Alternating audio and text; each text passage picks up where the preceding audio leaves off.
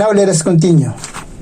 Moon under her feet, and upon her head a crown of 12 stars. So now we are referring countries here.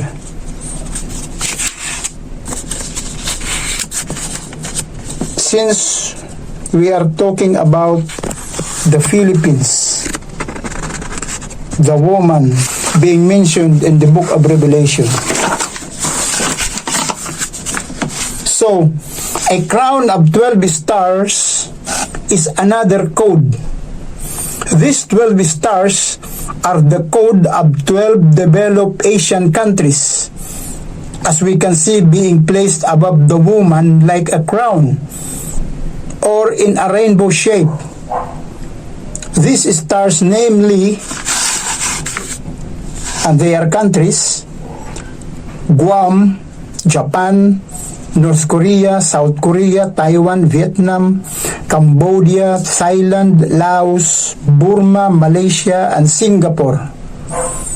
These are developed countries in Asia, being placed above, around the woman, which is the Philippines. To continue the Revelation 12, and she, being with child, cried, travailing in birth and pain to be delivered. Now this verse is coded.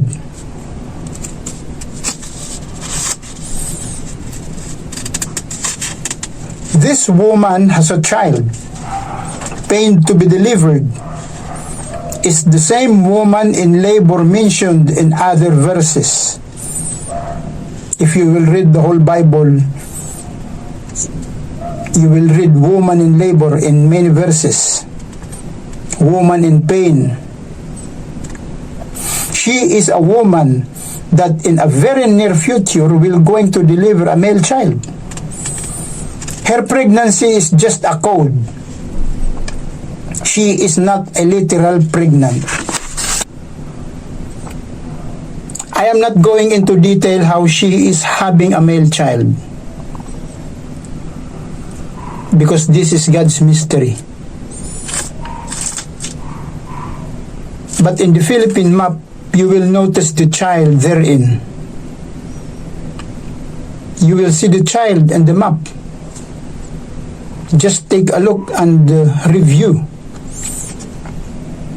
In the chain of islands in the Philippines are considered like human bones, or bones of a child. Then, when you put flesh all over the bones, it will form like a child, revealing what is being mentioned in Revelation and even in the prophecy of the prophets in the Old Testaments. This child is being mentioned in different verses. If I will continue the Revelation 12:5, and she brought forth a man-child, who was to rule all nations with a rod of iron. So this child is powerful. Powerful being on earth. He will rule, as being mentioned in the Revelation, 1,000 years on earth.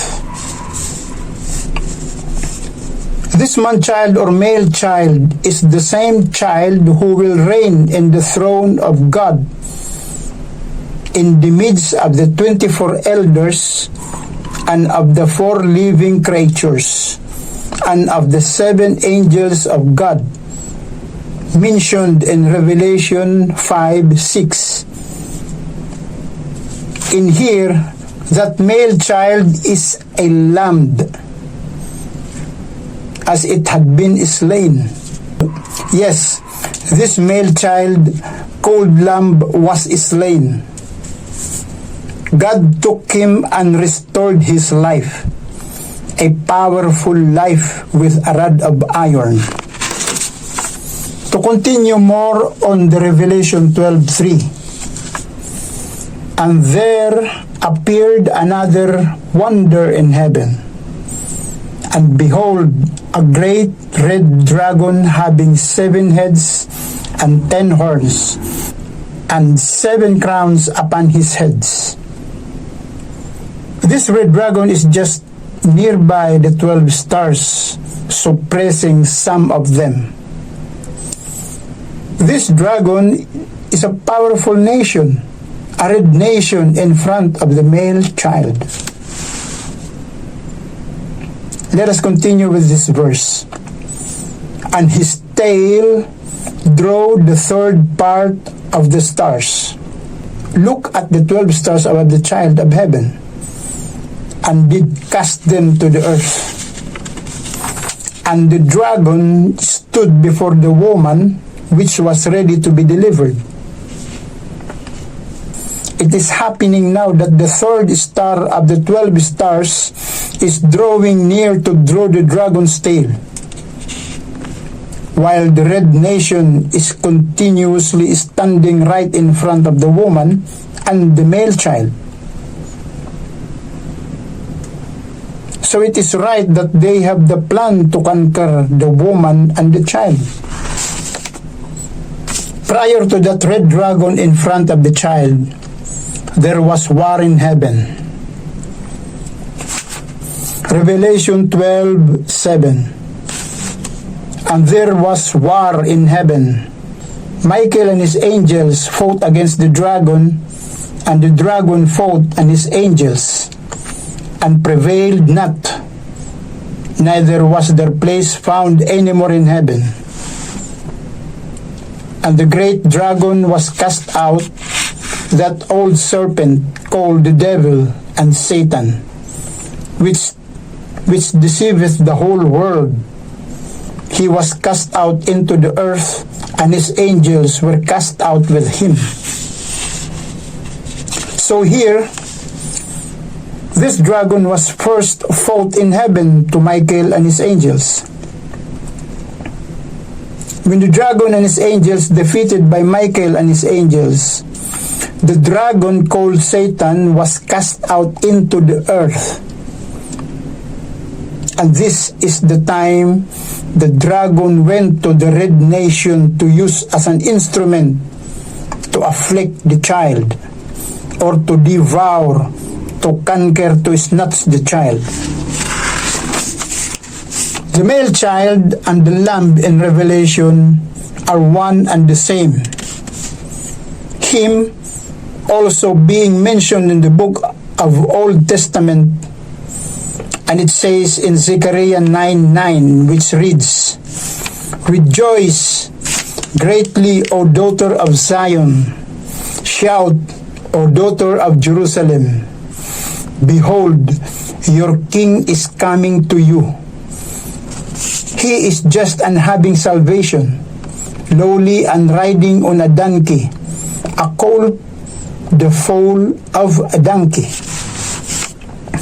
Now listen up, people of the world. I will open up the codes in this verse that disassociate to the male child or the lamb. Okay. Daughter of Zion is a code of the woman with the child.